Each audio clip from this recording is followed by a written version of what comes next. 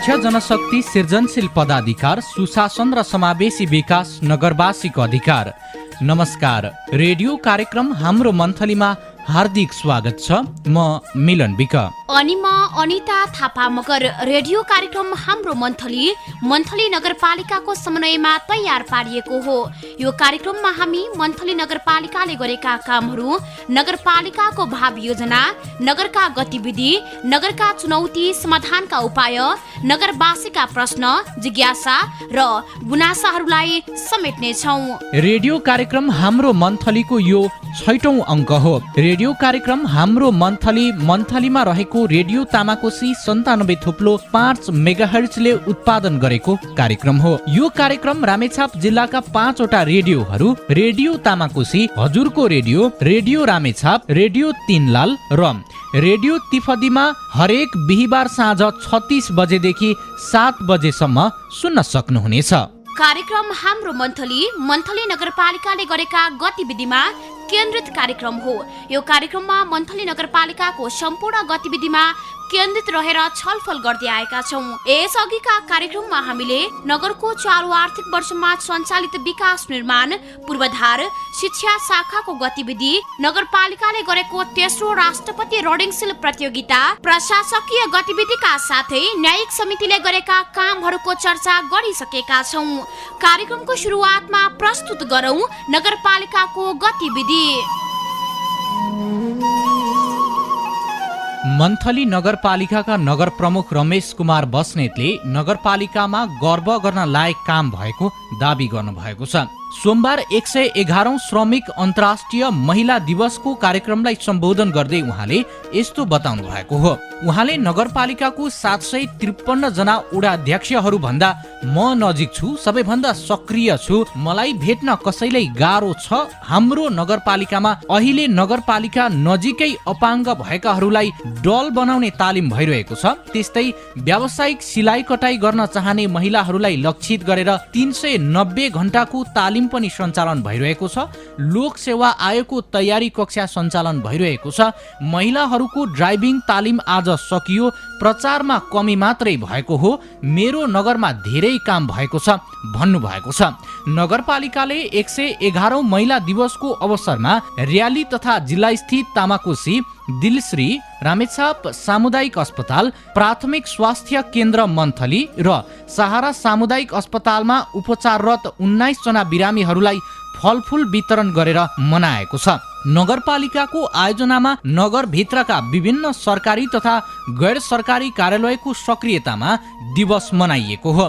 दिवसको अवसरमा विभिन्न विधामा योगदान पुर्याउने 4 जना संगठन सहितलाई नगरले सम्मान पनि गरेको छ, जसमा कृषि पेसामा लागेर नमुनाको रूपमा काम गर्ने मन्थली नगरपालिका वडा नम्बर 1 की चनमती माझी सम्मानित हुनुभएको छ। त्यस्तै नगरभित्र रहेका आमा र महिलाहरूलाई सहकारी क्षेत्र मार्फत भूमिका खेलेको भन्दै फुलासी स्थित आमा बचत तथा ऋण सहकारी संस्थालाई सम्मान गरेको छ। त्यस्तै विश्वलाई नै त्रसित बनाएको कोरोना भाइरस संक्रमणको बेला पनि डटेर कोरोना विरुद्ध लडेकी स्वास्थ्य कर्मी सी अनमी कमला श्रेष्ठलाई पनि सम्मान गरेको छ। र महिलाहरूको सवालमा पत्रकारिता क्षेत्र मार्फत महिलामाथि हुने हिंसा अधिकारको क्षेत्रमा उच्च योगदान गरेको भन्दै नेपाल पत्रकार महासंघ रामेछापकी उपाध्यक्ष मन्जु उप्रेतीलाई पनि नगरले पुरस्कार सहित सम्मान गरेको छ। त्यसैगरी मन्थली नगरपालिकामा 15 दिने लोक सेवा तयारी कक्षा आइतबारदेखि सुरु भएको छ। नगरपालिकाले 15 दिने निशुल्क लोक सेवा तयारी कक्षा सुरु गरेको हो। मन्थली शहीद स्मृति बहुमुखी क्याम्पस स्थित एलआरसी भवनमा बिहान 10 बजेदेखि कक्षा सञ्चालन सुरु गरेको छ। नगरभित्रका जनजाति, दलित, महिला, पिछडिएका वर्गलाई समेटिएको मन्थली नगरपालिकाले जनाएको छ। 45 जनालाई आयोगको तयारी कक्षा दिने नगरको भनाइ पनि छ। मन्थली नगरपालिकाले किसानलाई अनुदानमा मकैको बिउ वितरण गरेको छ। शनिबार नगरपालिकाका 14वटै ओडाका किसानहरूलाई मनोकामना जातको रामपुर कम्पोजिटले उत्पादन गरेको बिउ 50% अनुदानमा वितरण गरेको नगरपालिकाका सूचना अधिकारी हेमन्त बुढाथोकीले जानकारी दिनुभयो। उहाँका अनुसार मकैको बिउसँगै मकैमा लाग्ने गुभो काट्ने किरा नियन्त्रणको लागि आवश्यक पर्ने विषादी पनि निशुल्क वितरण गरिएको छ। नगरपालिकाका 14वटा ओडाहरूमा रहेका 2 जना कृषि प्राविधिकहरूको सल्लाह र ओडाको माटोमा उत्पादन हुने आवश्यकताको मात्रालाई ध्यानमा राखी मकैको बिउ वितरण गरिएको सूचना अधिकारी बुढाथोकीले बताउनुभयो। त्यस्तै रामेछापको मन्थली नगरपालिकामा सिलाइ कटाई सम्बन्धी 390 घण्टे तालिम शनिबारदेखि सुरु भएको छ। सिलाइ कटाईलाई नै व्यवसायको रूपमा काम गरिरहेका महिलाहरूलाई लक्षित गरी 390 घण्टे एडभान्स सिलाइ शनिबारदेखि सुरु गरेको हो। उक्त तालिम नगर प्रमुख रमेश कुमार बस्नेतले उद्घाटन गर्नुभएको छ भने 22 जना सहभागी भएका छन्। त्यस्तै नगरपालिकामा शारीरिक क्षमता फरक भएकाहरूका लागि 15 दिने डल बनाउने तालिम सुरु भएको छ। क वर्गका पहेँलो कार्ड भएकाहरूलाई विशेष प्राथमिकताको शारीरिक कमजोर क्षमता भएकाहरूका लागि बसी बसी डल बनाउने तालिम सुरु गरेको महिला बालबालिका तथा सामाजिक परिचालक उपशाखाकी भगवती तामाङले बताउनु भएको छ। तालिममा 14वटै ओडाका छनोटमा परेका 12 जनाको सहभागिता रहेको छ। तालिममा सहभागी भएका 75%ले राम्रो नतिजा देखाउन थालेको प्रशिक्षकले जानकारी गराउनु भएको छ। अब लागौं कार्यक्रमको दोस्रो भाग अर्थात् आजको कार्यक्रमको मुख्य विषयवस्तुतर्फ। आजको कार्यक्रममा हामीले मन्थली नगरपालिकाको कृषि शाखामा केन्द्रित रहेर छलफल गरेका छौँ। यो नगरपालिका बागमती प्रदेश अन्तर्गत रहेको 119 वटा स्थानीय तह मध्ये एक हो। यस नगरपालिकाको क्षेत्रफल 211.77 वर्ग किलोमिटर अर्थात् 21,177 हेक्टरमा फैलिएको छ, जसमध्ये कृषि भू उपयोगका दृष्टिकोणले 7,336 हेक्टर जमिन रहेको छ, जसमा सञ्चित जमिन 1,356 हेक्टर र असञ्चित जमिन 4,513 हेक्टर रहेको छ। यस नगरपालिकाको औसत तापक्रम 20 देखि 25 डिग्री सेल्सियस रहेको छ। गर्मीयाममा अधिकतम तापक्रम 32 डिग्री सेल्सियस र न्यूनतम तापक्रम 2 डिग्री सेल्सियससम्म झर्ने गरेको छ। यस नगरपालिकामा कम उचाइ भएका सुनकोशी नदी, तामाकोशी नदी, भटौली र रणजोर खोला आसपासका बस्तीहरूमा उष्ण मौसमी हावापानी भए पनि अझैसम्म खेती गर्नको लागि आकाशी पानीमै निर्भर रहनुपर्ने बाध्यता छ। किन सिंचाइ कुलोको व्यवस्थापन गर्न नसकिएको हो? कति भूभागमा सिंचाइ सुविधा पुगेको छ? यहाँको उत्पादन कति छ? र यी र यस्तै विषयमा आजको कार्यक्रममा हामी नगरपालिकाका कृषि विकास उपशाखाका प्रमुख कृषि सहायक स्तर 5औं प्राविधिक यौवन कुमार सुनवारसँग कुराकानी गरेका छौँ। प्रस्तुत छ यो कुराकानी। यहाँलाई कार्यक्रममा स्वागत छ। हजुर, धन्यवाद सर। विशेष त यो नगरपालिकाले हामी कृषिसँग सम्बन्धित रहेर आज कार्यक्रम तयार पारिरहेछौँ र श्रोताहरूलाई यो जानकारी गराउनेछौँ कि नगरपालिकाले चाहिँ कृषिसँग सम्बन्धित रहेर राम्रा र प्रत्यक्ष कृषकहरूलाई फाइदा पुग्ने कार्यक्रम गरेको छ भन्ने कुरामा हामीले विश्वास त रहेका छौँ। के कार्यक्रमहरू भइरहेछन् अहिले? अब अहिले चाहिँ कार्यक्रमको विषयमा भन्नुपर्दाखेरि हामीले तत्कालै चाहिँ हामीले अब प्राविधिक सेवादेखि लगेर विभिन्न अनुदानका कार्यक्रमहरू सञ्चालन गरिरहेका छौँ। हजुर। अब जस्तै चाहिँ अब हामीले कार्यक्रमको कुरा गर्नुपर्दा हजुर हजुर हामीले चाहिँ यसलाई अलिकति व्यावसायिक रूपमा लैजानलाई हामीले चाहिँ विशेष गरी 3टा बाली अहिले हाललाई तरकारी, फलफुल र अन्न बालीलाई चाहिँ हामीले साना व्यावसायिक उत्पादन केन्द्र जसलाई पकेट भनिन्छ सर्ट फर्ममा, हजुर, त्यसको रूपमा पनि विकास गर्नलाई हामीले चाहिँ प्रक्रियाहरू अगाडि बढाइसकेका छौँ। त्यसको लागि हामीले आवेदनहरू माग गरेका छौँ। अब त्यस्तै अरू चाहिँ हामीले अब सामान्य कुराहरूमा अब हाम्रो चाहिँ जस्तो तरकारीको पकेट क्षेत्रहरू पहिला पनि तय भइसकेका छन्। त्यसको जस्तो 1 नम्बर वडा, 7 नम्बर, 8 नम्बर एउटा परियोजना मार्फत त्यो पकेट क्षेत्र छनौट भएको छ। हजुर। त्यहाँ चाहिँ हामीले तरकारीमा चाहिँ काम गरिरहेछौँ। अर्को हामीले अहिले हालसालै मकैको बिउमा चाहिँ अनुदानको कार्यक्रमहरू सञ्चालन गरेका छौँ, जुन चाहिँ हामीले सबै 14वटै वडालाई चाहिँ वितरण गरेका छौँ। हजुर त्यस्तै हामीले माटो परीक्षणको कामहरू पनि सुरु गरेका छौँ र यसलाई चाहिँ छिटै नै हामीले सम्पूर्ण वडाबाट नै पनि प्राप्त हुने गरी त्यो सेवा चाहिँ सुचारू गर्ने अवस्थामा रहेको छ। त्यस्तै हामीले अब यो सिजनल अनुसार हामीले यो रासायनिक मल चाहिँ व्यवस्थापनको लागि पनि हामीले विभिन्न कार्यक्रमहरू गरिरहेका छौँ, जस अन्तर्गत चाहिँ एउटा वडालाई एउटा सहकारी अथवा फर्म संस्था कुनै एउटा छनौट गरेर त्यसको जिम्मा चाहिँ दिएको छौँ र हामीले मूल्य सूचीहरू पनि तयार गरेर चाहिँ उहाँहरूकै संयोजकत्वमा उहाँहरूलाई नै सहभागिता गराएर मूल्य सूचीहरू पनि हामीले तयार गरेर त्यसको कामहरू पनि अगाडि बढेका छन्।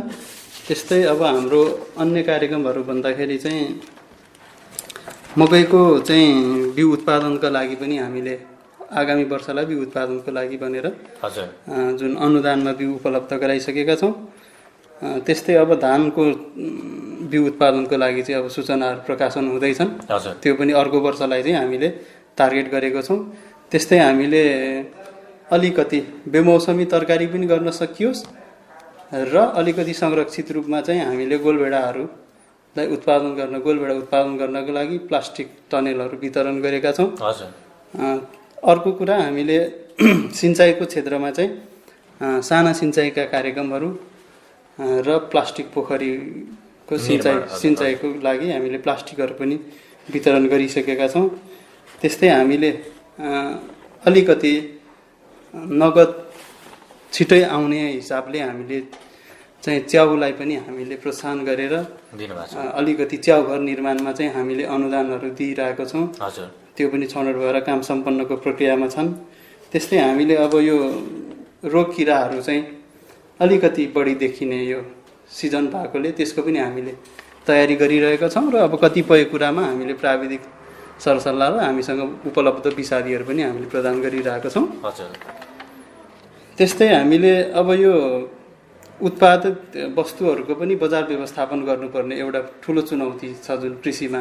अब सबैले उत्पादन गरेको कुराहरू बजारमा आइ नपुग्ने, त्यसलाई पनि हामीले चाहिँ मध्यनजर गर्दै हामीले एउटा जुन आयोजना छ बिसिडिपी भन्ने, त्यो आयोजनासँग पनि मिलेर र एउटा सहकारी जुन पौरखी युवा कृषि सहकारी संस्था भन्ने छ त्योसँग मिलेर हामीले चाहिँ एउटा यो मन्थली बजारमा नै हामीले एउटा कृषि उपज सङ्कलन केन्द्र तथा बिक्री केन्द्र चाहिँ सुचारू गरिसकेका छौँ, जहाँ चाहिँ हाम्रो नगरभरिका उत्पादित कृषि उपजहरू विशेष गरी तरकारीहरू चाहिँ सिधै त्यहाँ ल्याएर हामीले बिक्री वितरण गर्ने व्यवस्था मिलाएका छौँ। त्यस्तै अब हामीले गर्न खोजेको अर्को एउटा कार्यक्रम चाहिँ के छ भने अलिकति बाँझो जग्गाहरूलाई पनि सदुपयोग गर्ने हिसाबले हाम्रो कार्यक्रमहरू रहेका छन् यो वर्ष। अब त्यो चाहिँ हामीले माटो परीक्षण सँगसँगै अब त्यहाँ के बाली लगाउन सकिन्छ, कुन लगाउँदा उपयुक्त हुन्छ, त्यो कुराहरूलाई चाहिँ ध्यानमा राखेर हामीले त्यो कार्यक्रम पनि छिटै सञ्चालन गर्दैछौँ। र अर्को कुरा हामीले एउटा मौरी सम्बन्धी पनि एउटा कुनै क्षेत्रलाई चाहिँ मौरीको पकेटको रूपमा नै विकास गर्ने हिसाबले हामीले चाहिँ त्यसलाई अब एकपटक सूचना पनि गरेका थियौँ। अब आवेदन आएको छैन, फेरि हामीले अब त्यसलाई फर्दर प्रोसेसको लागि हामी अगाडि बढिरहेका छौँ। त्यो पनि सायद हामीले अब छिटै नै कुनै एउटा स्थानलाई चाहिँ हामीले मौरीको चाहिँ पकेट क्षेत्रको रूपमा पनि विकास गर्ने लक्ष्य रहेको छ हाम्रो यही वर्ष। त्यस्तै अब हामीले क्षमता वृद्धिको लागि चाहिँ अब कृषकहरूलाई प्रविधिहरू हस्तान्तरण गर्ने, प्रचार प्रसार गर्ने उद्देश्यले विभिन्न किसिमका तालिमहरूको कार्यक्रमहरू राखेका छौँ। त्यो चाहिँ उहाँहरूको माग अनुसार अलिकति क्षेत्रगत अनुसार पनि हामीले चाहिँ सञ्चालन गर्ने यो वर्ष हाम्रो कार्यक्रम रहेको छ। त्यस्तै अब विभिन्न प्रविधिहरू अथवा सूचनाहरूको बारेमा चाहिँ छलफल गर्नलाई पनि हामीले चाहिँ जस्तै मिडियाहरूसँग विशेष गरी रेडियोहरूसँग हामीले सम्झौता गरेर सूचनाहरू पनि आदान प्रदानका कार्यक्रमहरू पनि सञ्चालन गर्दै आइरहेका छौँ। त्यस्तै अरू हामीले चाहिँ यो सँगै हामीले सशर्त तर्फको कार्यक्रमहरू पनि जुन हामीलाई प्राप्त भए अनुसारको कार्यविधि र कार्यक्रम अनुसार चाहिँ हामीले अघि पनि भने जुन पकेटका कुराहरू त्यो पकेटका कुराहरूलाई पनि हामीले पकेट क्षेत्र स्थापना गर्ने हजुर को कुराहरूमा पनि हाम्रो त्यो चाहिँ अन्तिम चरणमा पुगेको छ त्यो छनौटको त्यो अब यहाँले सबै कुरा भनिरहँदाखेरि हाम्रो नगरपालिकाको अब 14वटा वडा यो रहेको नगरपालिकामा कति जमिनमा चाहिँ अहिलेसम्म खेतीपाती गर्ने भन्ने के छ यहाँहरूको तथ्याङ्क? अब हामीसँग अहिले उपलब्ध तथ्याङ्क अनुसार चाहिँ हाम्रो मन्थली नगरपालिकाको कुल क्षेत्रफल चाहिँ हजुर 21,177 हेक्टर रहेको छ। हजुर, जसमध्ये चाहिँ हाम्रोमा अहिले खेती भइरहेको जमिन चाहिँ 5,869 हेक्टर रहेको छ हजुर भने अब हामीसँग खेतीयोग्य जमिन चाहिँ फेरि 7,336 रहेको छ। सबै क्षेत्रफलमा हाम्रो खेती भइरहेको छ। खेतीयोग्य जमिन हुँदाहुँदै पनि सबैमा हामीले खेती गर्न सकेका छैनौँ। जस्तै 80% जति चाहिँ हामीले त्यसमा खेती भइरहेको छ। त्यसमध्येको पनि हाम्रो सिन्चित क्षेत्रफल चाहिँ हामीसँग 1,356 हेक्टर रहेको छ, जुन चाहिँ 23% जम्मा हुन आउँछ। हजुर, बाँकी चाहिँ हामीले सिँचाइको अब मुख्य अब कृषिमा चाहिँ सिँचाइ नै महत्त्वपूर्ण भएकोले अब सिँचाइको कार्यक्रमहरू भविष्यमा चाहिँ सञ्चालन गर्नुपर्नेहरू देखिन्छ हाम्रो यो। अब यो 5,000 हेक्टरमा चाहिँ अहिले खेती भइरहेको छ 7,000 मात्र। अब त्यो नहुनुको जम्मा जम्मी 2,000 को हाराहारीको हेक्टरमा जुन खेतीपाती हुन नसक्नुको कारण चाहिँ के होला? अब यो चाहिँ एउटा हामीले अहिले अब हाम्रो मात्रै नभनौँ देशैभरिको अब जस्तो लाग्छ यो समस्या चाहिँ अलिकति हामीले युवाहरूलाई आकर्षण गर्न नसक्नु चाहिँ एउटा जुन जनशक्ति छ नि हाम्रो देशको अब त्यो र अलिक कृषि पेसालाई चाहिँ हामीले अलिकति व्यवसायीकरण गर्न नसकेर पनि युवाहरू आकर्षित गर्न सकेका छैनौँ। त्यो सन्दर्भमा उहाँहरू चाहिँ अरू कार्यहरूमा संलग्न हुने अथवा विदेशिने त्यस्तो अरू व्यवसायहरू अँगाल्ने त्यो हिसाबले चाहिँ अलिकति सबै जागरुक चाहिँ जुन जनशक्तिहरू चाहिँ हाम्रो कृषिमा लाग्न नसकेकोले हाम्रो निर्वाहमुखी नै रह्यो क्या कृषि चाहिँ, जुन चाहिँ हामीले औद्योगिक हिसाबले अथवा व्यावसायिक व्यापारिक हिसाबले हामीले हेर्न सकिएन कृषिलाई।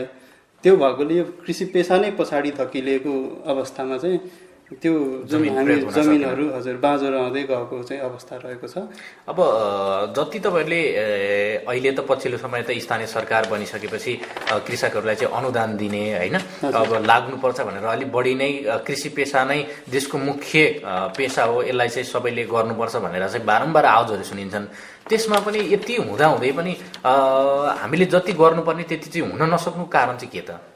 अब यसमा दुई थरी छ। अब एउटा कुरा कस्तो भने अब कतिपय हाम्रो चाहिँ निर्वाहमुखी कृषि गरिरहेको समूह छ जुन हाम्रो साना किसानहरू उहाँहरू चाहिँ अलिकति जुन हाम्रो यो अनुदानको दायरामा नै आइसक्नु भएको छैन। हामीले स्थानीय तह होस् अथवा प्रदेश सरकारको होस् अथवा सङ्घतिरको होस् जताको कार्यक्रम भए पनि आधिकारिक रूपमा दर्ता भएको संस्था चाहिन्छ अनुदानको विवरणहरू चाहिँ वितरण गर्नलाई। जुन चाहिँ अब हाम्रो साना किसानहरू चाहिँ अनुदान प्राप्त गर्नलाई उहाँहरू योग्य त हुनुहुन्छ, तर कस्तो भने कुनै पनि आधिकारिक संस्थामा संलग्न नहुनु भएको कारणले उहाँहरूले त्यो सुविधाहरू पाउनु भएको छैन र उहाँहरूलाई त्यो के भइरहेछ भन्ने कुरै थाहा छैन। त्यो कार्यक्रमहरू नै के छ भन्ने थाहा नभएर पनि उहाँहरू अलिकति त्यो कृषिमा अलिकति विकास हुन नसक्नुको एउटा कारण त्यो छ। अर्को भने कस्तो भने अब कतिपय अनुदानग्राहीहरू चाहिँ त्यो अनुदान मात्रै लिने खालका पनि रहेका छन् क्या। अब त्यो देखिन्छ ठाउँ ठाउँमा। अब सबैतिरबाट अनुदान चाहिँ लिने कार्यक्रम चाहिँ सन्तोषजनक कतै पनि नगर्ने अनि डुप्लिकेसन गर्ने त्यस्तो कुराहरूले गर्दा पनि अलिकति गएको अनुदानहरू पनि अलिकति सही ढङ्गले प्रयोग नभएको अवस्थाले गर्दा चाहिँ यो सायद हामीले जति अनुदानका कार्यक्रमहरू सञ्चालन गर्दा प्रभावकारी नहुनुको कारण चाहिँ मलाई एउटा त्यस्तो लाग्छ। अब पोइन्ट वाइजमा भन्नुपर्दाखेरि नगरपालिकाले किसानसँग प्रत्यक्ष प्रभाव पर्ने खालका कार्यक्रमहरू चालु आर्थिक वर्षमा भनौँ न के गरे जस्तो लाग्छ यहाँलाई? अब हाम्रो र त यो विशेष गरी यो कार्यक्रमहरू सबै हाम्रो किसान कहीँ पुग्ने हो सिधै। अब जस अन्तर्गत चाहिँ हाम्रो प्राविधिक सेवा टेवाको रूपमा पनि हामीले अलिकति सहज होस् भनेर अहिले करिब एकजनाले 2टा वडा हेर्ने गरी हाम्रो प्राविधिकहरू पनि व्यवस्थापन भएको छ। अब त्यो सन्दर्भमा हामीले अब उहाँहरूसँग घरदैलोमा गएर पनि अथवा समूह सहकारीहरूमा गएर मिटिङहरूमा उहाँहरूको बैठकहरूमा चाहिँ हामी संलग्न भएर त्यो खालको उहाँहरूको समस्याहरू चाहिँ के छ त्यो कुराहरू बुझ्ने, त्यसै सन्दर्भमा चाहिँ अलिकति सूचना प्रवाहमा चाहिँ फरक पर्यो, अब अलिकति ठाउँमा पुगेन भन्ने हिसाबले अहिले चाहिँ एउटा यो नगरपालिका स्तरीय कृषक सञ्जाल गठन गर्ने कार्यक्रम पनि रहेको छ हाम्रो यो चालु आर्थिक वर्षमा।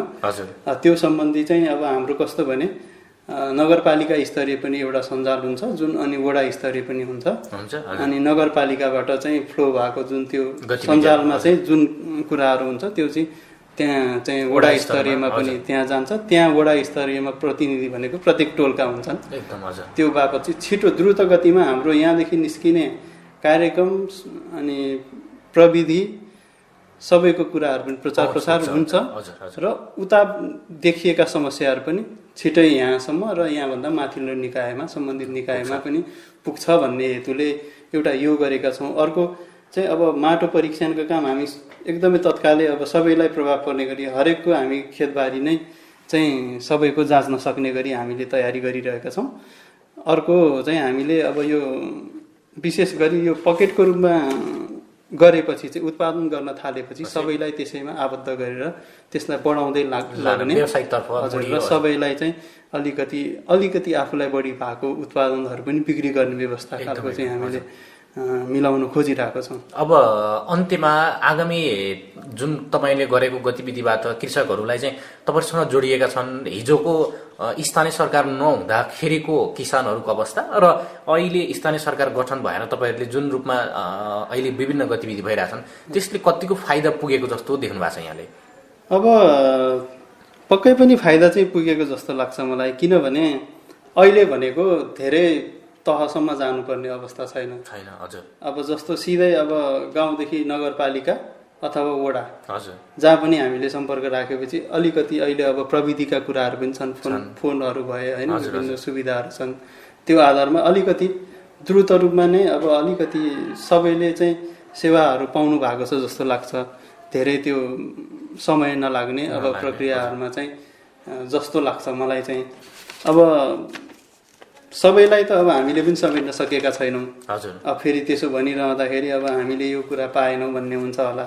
अब हाम्रो चाहिँ के छ भने अलिकति हामीसँग पनि आबद्ध हुन पर्यो।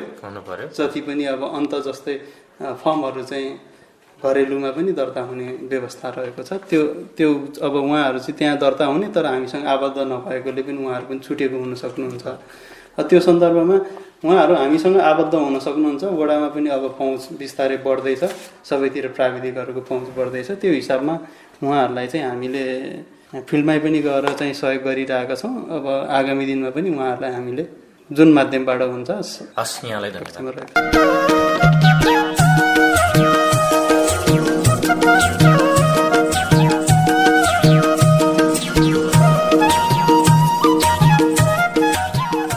नगरपालिका कृषि विकास उपशाखा प्रमुख युवन कुमार सुनुवारसँगै गरिएको कुराकानीसँगै आजको कार्यक्रमको अन्तिममा आइसकेका छौँ। आजको कार्यक्रम तपाईँलाई कस्तो लाग्यो? यो कार्यक्रमलाई अझै प्रभावकारी र नगरमुखी बनाउन के गर्नु पर्ला? सल्लाह, सुझाव र प्रतिक्रिया पठाउन सक्नुहुन्छ, जसको लागि हाम्रो टेलिफोन नम्बर 048 45 326 र 048 45 198 मा फोन गर्न सक्नुहुन्छ। साथै तपाईँले यो कार्यक्रम सुनिरहेको रेडियो मार्फत पनि प्रतिक्रिया पठाउन सक्नुहुनेछ। हवस् त, अर्को हप्ता कार्यक्रममा यसै समयमा हाम्रो भेट हुने नै छ। त्यतिन्जेलसम्मका लागि कार्यक्रम उत्पादनमा सहयोग गर्ने सम्पूर्ण युनिटलाई धन्यवाद दिँदै साथी अनितासँगै मिलन पनि बिदा हुन्छु। रेडियो सुन्दै गर्नुहोला। नमस्ते।